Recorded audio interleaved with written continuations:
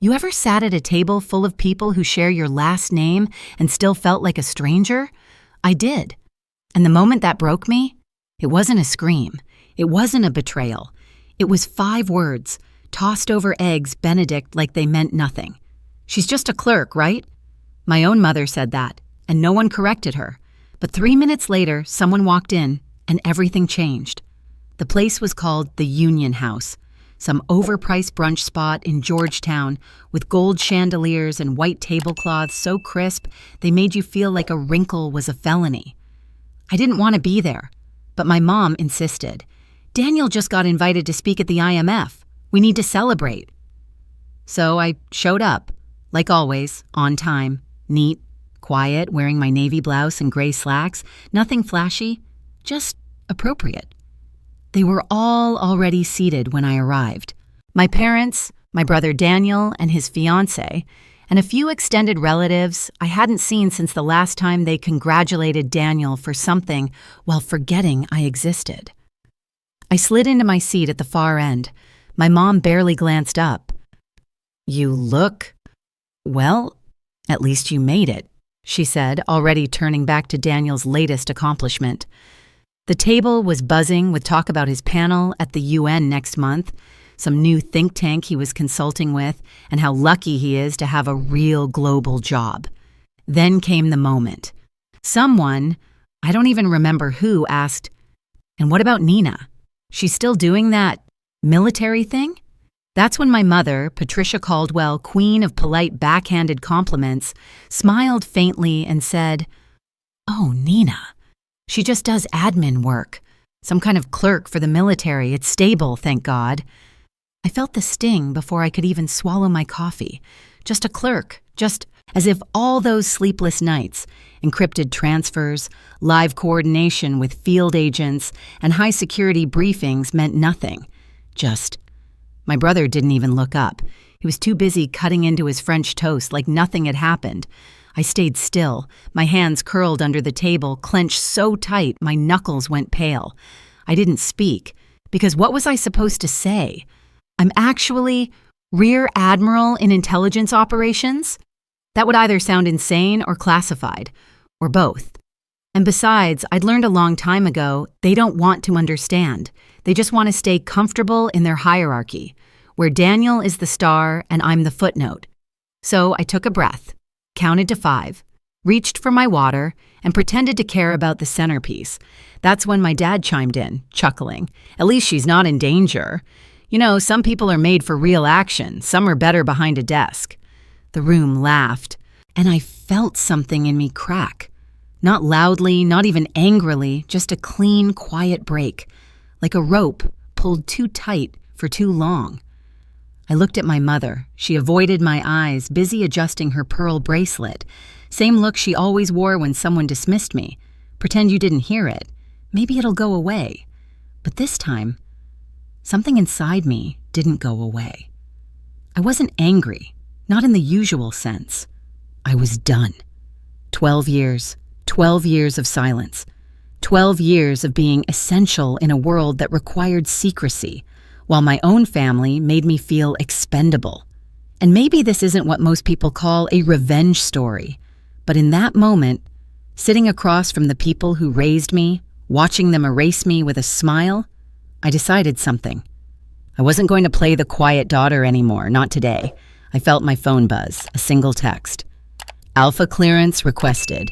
Rear Admiral Caldwell, your presence is required at 11:45. I looked at the time. 11:42. Perfect. Let them finish laughing. Let them stay blind for 3 more minutes. Then let them watch what happens when the clerk they overlooked stands up and reminds the whole damn table exactly who she is. I wasn't always invisible. There was a time, brief, blurry, when I thought I mattered. Maybe not the most, but enough. We grew up in Arlington Heights, a tree-lined neighborhood with red bricks and trimmed lawns, where every house had a flag and every dad wore New Balances for yard work. My dad, Richard Caldwell, was a history professor at the local college. My mom, Patricia, worked nights as a nurse. Our home was full of books, rules, and a constant sense that we were aiming for something greater. At least, that's how they made it sound, until you looked closer. Because in the Caldwell household, greater had a face. His name was Daniel. My older brother was the golden one. You know the type. Captain of the debate team, first chair violin, homecoming king, and full ride to Georgetown. He breathed and the room clapped. And I was the quiet one. Always reading, always listening, always told, "You're smart too, Nina. Just different, different." That word was the beginning of the box they built for me. The first time I truly felt it, I was 11. Daniel had won a statewide economics competition. There was cake, a banner, even my grandparents came in from Baltimore. Later that night, I brought home a science fair trophy, regional, not state, and my mom smiled politely. "You didn't tell me there'd be judges." I said, "I did." She replied, "Oh, must have slipped my mind." That was the day I learned how easy it was to be forgotten while still being present. Years passed. Patterns deepened. Daniel got a car on his 17th birthday. I got a used mountain bike and a speech about responsibility. He failed calculus once. My dad hired him a tutor. I scored 98 in physics. My mom said, "That's great, honey," and went back to slicing vegetables. By senior year, I stopped raising my hand in class. Not because I didn't know the answer, because I didn't want to be that girl, the weird one, the too quiet, too intense girl who carried maps in her binder and memorized satellite paths for fun. Instead, I wrote. I planned.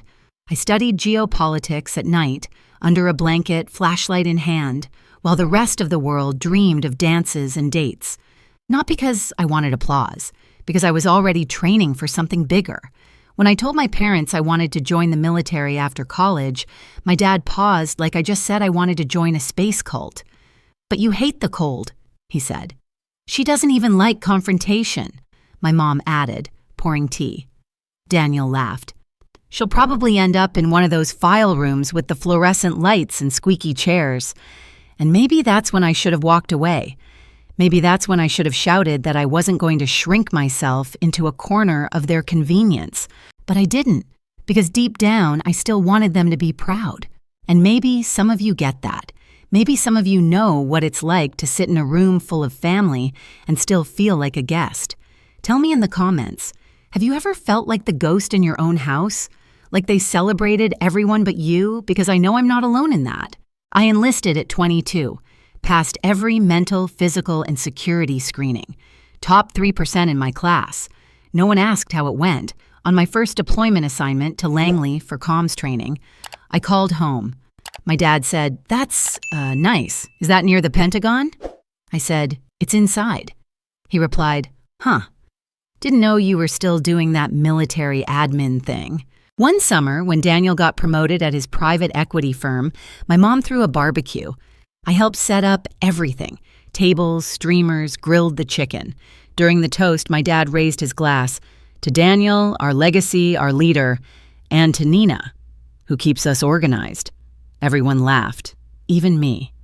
But later that night, I sat on the back porch, alone with a cold beer and a heart full of static, wondering what it would take for them to actually see me. Not as helpful, not as stable, not as just a clerk, but as the woman I was already becoming.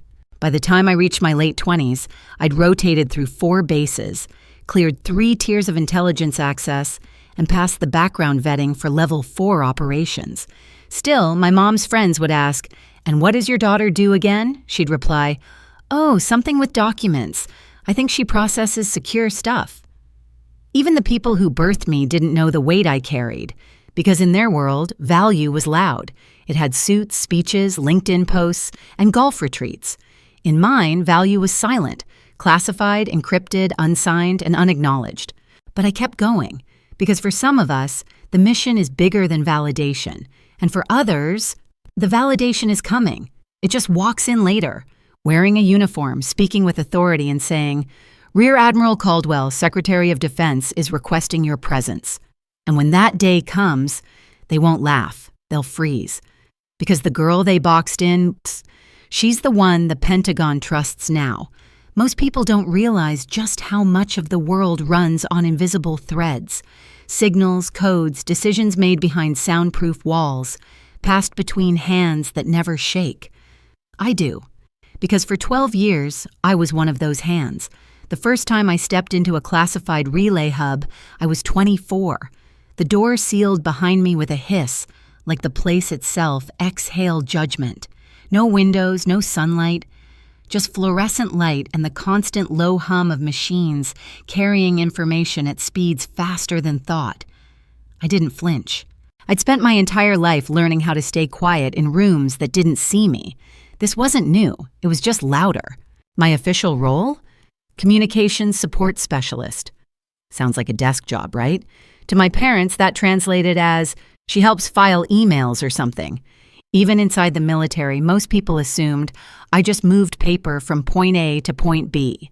That's the beauty of cover roles. What I really did was manage encrypted intelligence, live routing counter-surveillance data, coordinating mission timelines down to the millisecond, scrubbing metadata before it reached top brass. I wasn't just pushing packets, I was carrying choices, life and death ones, between people who couldn't afford to be seen making them. There was no glamour in it. No field deployments, no parades, just late nights, red-eye relays, and the occasional blackout protocol when something went sideways. But that was the job, and I loved it, because while my family thought I was still in admin, I was logging 20-hour shifts, ensuring no one died because someone forgot to update a cipher key. Because sometimes the most powerful thing you can do is stay silent long enough to let the truth work. One mission changed everything for me. It was early fall, the kind of chill that cuts under your collar and makes coffee taste like salvation. We got a ping, Q-level relay interruption. To most people, it's a string of letters. To us, it meant something's gone dark and someone might not come back. An allied agency had lost comms with 2 operatives mid-transfer. Coordinates unclear, access codes corrupted. Backup node failed. We had hours, maybe less, to reestablish a clean signal, and I was on watch. I didn't think. I just moved. Hands flying over the console, rerouting through emergency redundancies, hand-verifying each packet while another officer double-checked the timing sequence. One misstep and someone on the other side of the planet could be dead. Every few minutes, we got status flashes. No signal. Interference detected. Hold. Until finally, at hour 15, we got it. Handshake reestablished. At hour 17, the agents were confirmed safe. At hour 20, the report was sealed. At hour 21, I sat in the break room, staring at a stale sandwich I didn't have the energy to unwrap. That's when the new deputy director walked in. You know the type. Fresh haircut, polished shoes, speaks in acronyms but doesn't know what any of them mean. He looked at me and said, "Hey, can you check the supply closet today? We're low on coffee filters." I blinked. He had no idea. Not about the mission, not about the lives, not even about the room I just walked out of. To him, I was just the quiet girl in comms, disposable, replaceable, unseen. I went home that night and cried. Not loudly, not dramatically, the kind of crying where you just sit on the floor in uniform staring at nothing and let the weight of invisibility bury you. And I know some of you watching, you've been there. You've worked your soul into something that mattered and still got treated like furniture. You've held the whole thing together and no one said thank you. Or worse, they asked you to make coffee. That night, I almost resigned. I opened the exit file we're all trained to keep ready, the in case of burnout file. Thumb hovered over the confirmation line. I told myself it wasn't weakness to walk away, but then I remembered something. The mission had succeeded. Because of me. And no one could take that away. I didn't need applause, but I did need to matter. To myself. So I didn't hit send. I stood up, peeled off my boots, and stared at myself in the bathroom mirror until the steam cleared. And then I whispered something I hadn't said in years. You don't need their recognition. You've got the truth. And truth? It's heavier than a medal, and quieter than a round of applause. The next morning, I arrived 30 minutes early. Not because anyone expected me to, but because I had something to prove, not to them, but to me. I pulled up the logs from the relay failure, every frame, every delay, every line of code, and I found it, a 6-second rewrote, intentional. Someone upstream tried to save time. Had they been wrong by just 2 seconds more, those agents would have died. I documented it, flagged it, bypassed my supervisor and sent it straight to the Joint Intelligence Risk Advisory. No signature, no note, just a clean packet with the truth encoded inside. They thought I was just a clerk, but I was the one holding the line, and soon they'd find out just how wrong they were. No one expected my report to go anywhere. I was support staff after all. Quiet, efficient, tidy. The kind of person who corrects a mistake before it becomes a problem, but never makes noise about it. So when I flagged the 6-second reroute, the shortcut that nearly cost 2 lives, most people assumed it would disappear, buried under red tape and chain of command ego. But I didn't send it to my immediate supervisor. I sent it straight to the Joint Intelligence Risk Advisory, encrypted, tagged, and timed. 3 days later, I got a call at 0517. Rear Admiral Caldwell, you're requested at Joint Briefing Room 6B, 0600 sharp. Badge level required. They called me by rank, not job title. That was new. I showed up in a plain black blazer, minimal makeup, no ribbons, just my clearance badge and a folio I'd prepped the night before. Inside, evidence, timestamps, behavior patterns, a breadcrumb trail no one had seen until I made them look. The room was cold. 7 people sat around a steel conference table. 5 men in suits, 1 woman in uniform. 1 chair left open. I took it. The woman, Brigadier General C.J. Whitaker, leaned forward, tapped my report with a fingernail, and said, "This lapse? It's been happening for months. You're the first to catch it in full. You just saved our asses." She didn't say it with awe. She said it with respect. "Why the hell aren't you in the field yet?" I didn't have an answer. Because honestly, no one had ever asked. 3 weeks later, my orders came through.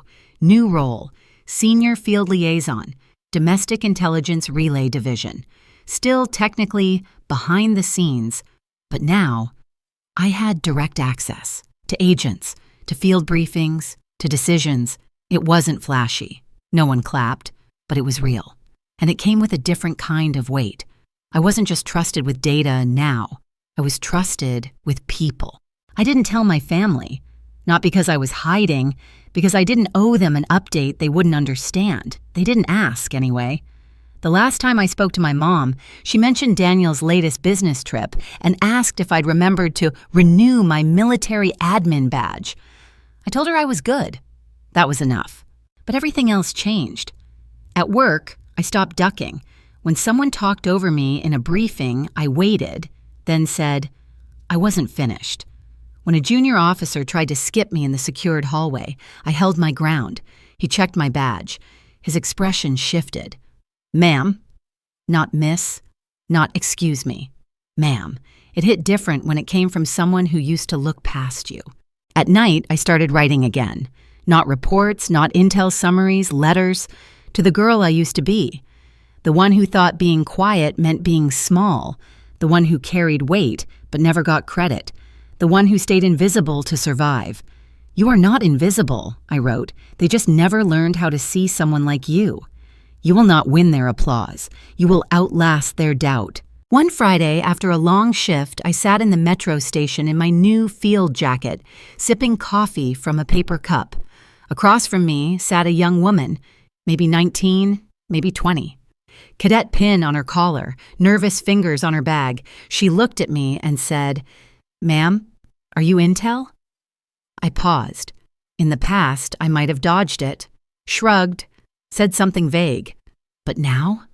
I looked her straight in the eye and said, "Yes." Her face lit up. "That's what I want to do." I nodded, took a slow sip. "Then get ready to be underestimated," I said. "And then get ready to scare the hell out of them when they realize they were wrong." It was the first time I told the truth out loud. Not in a report, not in a sealed file, but face to face. And it felt like breathing again. You don't fix the past overnight. You don't rewrite your story with one promotion. But you do start turning the page. Not for them, for you. Because no matter how quiet you've had to be, you never stopped showing up. You never stopped carrying the mission. You never stopped being worth seeing. And now, you're not waiting for permission anymore. You're stepping out. I knew the brunch would be bad the moment Mom called. "It's just a small thing," she said over the phone, all sweetness and avoidance. "Daniel got invited to speak at the United Nations. We're all meeting up at Whitmore on Sunday. Just a little family toast." I almost said no. I almost reminded her of the last time I showed up to just a small thing and left with my dignity bleeding on linen napkins. But something in me had shifted. I wasn't angry anymore. I was ready. So I said, "Sure, I'll be there." Not because I owed them, because I was done hiding. Sunday came with that false fall sunshine, warm on the skin, cold in the bones. I wore what I always wore now, a navy blouse, slacks, polished but simple. No ribbons, no insignia, no reason for them to suspect a thing. In my bag, though, was my clearance badge, Rear Admiral Caldwell, still new enough that I looked twice when I saw it, but real, undeniable. The brunch was at Whitmore Hall, a posh venue just outside D.C. that loved white marble, $22 mimosas, and family performances. Daniel was already there, of course. Charcoal suit, cufflinks, talking politics over a half-finished croissant. My dad sat beside him, visibly proud, hand resting on Daniel's shoulder like he was staking claim. My mom gave me the usual once-over. "Oh, good, you made it." That was it. No hug, no "how are you," no mention of the 3-week field briefing I'd just coordinated for joint intel across 6 allied nations. I smiled and sat down. Daniel started talking about the UN prep, terms like global diplomacy and cross-sector synergy flying out of his mouth like confetti. Everyone nodded like he was Moses with a MacBook. Then, like clockwork, someone asked, "Anina, you're still in that... what is it you do again?" Before I could answer, Mom cut in. "Oh, Nina's still with the military," she said, like it was a hobby I hadn't outgrown. "She does some kind of admin support, I think. She's always been so organized." The table chuckled. Even my dad grinned. I looked at my plate. My coffee was cold, and my pulse was loud in my ears. I don't know why this time hit harder than the others. Maybe because they'd run out of new ways to diminish me. Maybe because I wasn't small anymore. But they kept treating me like I was. Maybe because I finally knew how much power I actually had. And I was sitting here, letting them laugh. Again. That's when my phone buzzed. One short vibration, no ringtone, no name, just the encrypted ping. I opened it under the table, a single line of text. "Rear Admiral Caldwell, SecDef requests presence, briefing room C, 1145. Escort inbound." I looked up. It was 11:42.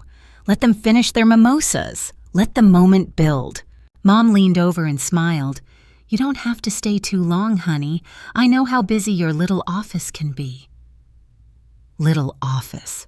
That was the last straw. 3 minutes later, the doors opened behind me. Sharp dress blues, Pentagon liaison badge, eyes scanning the room. He spotted me, walked over without hesitation. "Rear Admiral Caldwell," he said clearly. "Secretary of Defense is requesting your presence. Transportation is waiting." The table went dead silent. My dad dropped his fork. Daniel looked like someone had just told him the world was flat.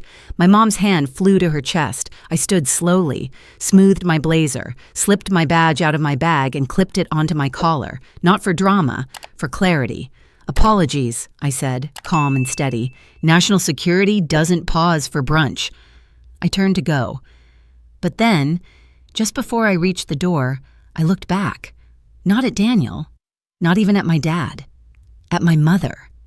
She was staring at me like she'd never seen me before, because she hadn't. "You never saw me," I said quietly. "You only saw what made you comfortable." Then I left. Outside, the black SUV waited. The driver didn't speak. He didn't need to. Inside, I buckled in, badge still on, heart still racing, not with fear, but with the kind of control I used to dream about. People talk about revenge like it's fire and fury, like it's screaming matches and doors slamming. But the most devastating revenge story is the one where you don't raise your voice at all. You just rise.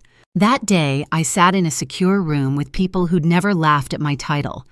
I delivered a classified brief to the Secretary of Defense on a case I'd personally flagged, one that would shift operational protocols across 3 military branches.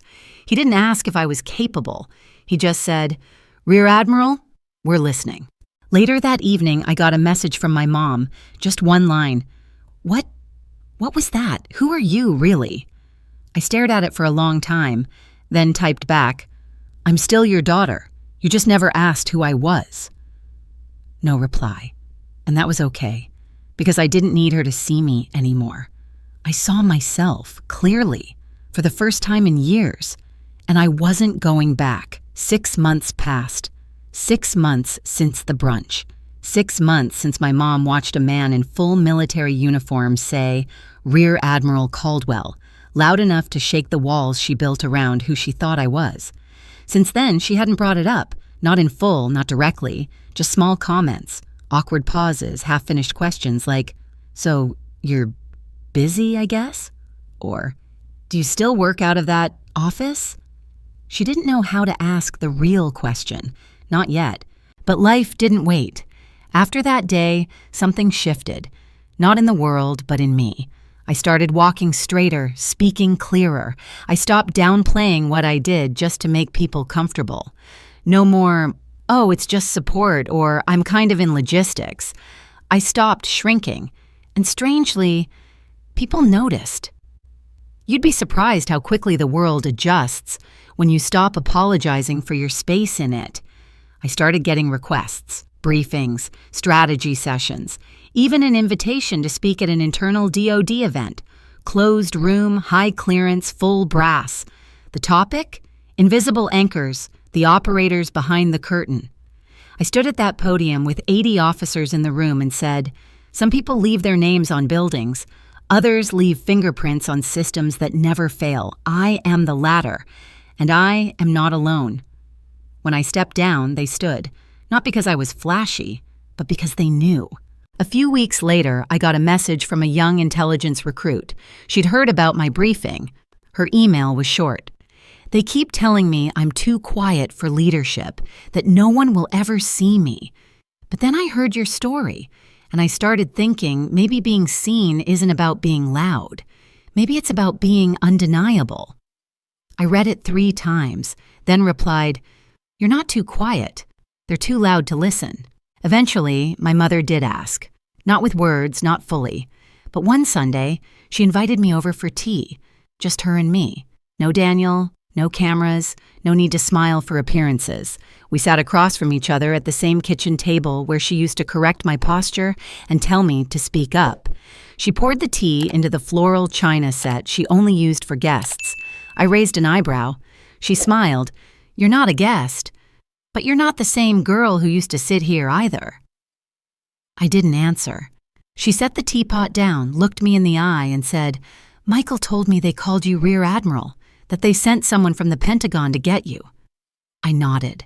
She blinked quickly, like she was trying to swallow 20 years of missed understanding. "Why didn't you ever tell us?" she whispered. I didn't hesitate.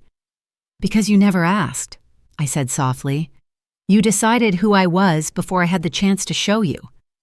She didn't deny it. She just said, "I'm sorry," and that meant more than I thought it would.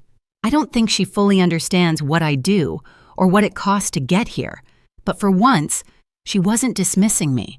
She was listening, and maybe that was enough. As for Daniel, we saw each other again at my nephew's birthday party. He pulled me aside while the kids attacked a bounce house. "Hey, I've been meaning to say about what I said before, admin stuff and all that." I waited. He rubbed the back of his neck. "You're the real deal, Nina. I didn't get it. But I do now." And here's the thing. I believed him. Not because he changed, because I had. Now, every time I swipe my badge at a secure facility or hand off a file that could change lives, I remember I am not just anything. I am a thread in a massive machine, a voice in quiet rooms, a protector of things most people will never even know existed. And finally, I don't feel the need to prove that to anyone. I live in my own name now. I still take the long walk home when the weather's good. Still make tea at night. Still write letters I'll never send to the girl I used to be. She kept me going. And now I carry her forward. Because here's what they don't tell you. Silence can be survival. But presence, when earned and owned, is power. And when someone underestimates you, let them. Let them laugh. Let them look away. Because one day, someone will walk into the room and say, "Rear Admiral Caldwell, you're needed." And they'll all realize that you were never just a clerk. You were always the one. Now it's your turn. Have you ever been underestimated by your own family? Called just a girl, just support, just the quiet one? Drop your story below. Let's make sure none of us stay invisible any longer.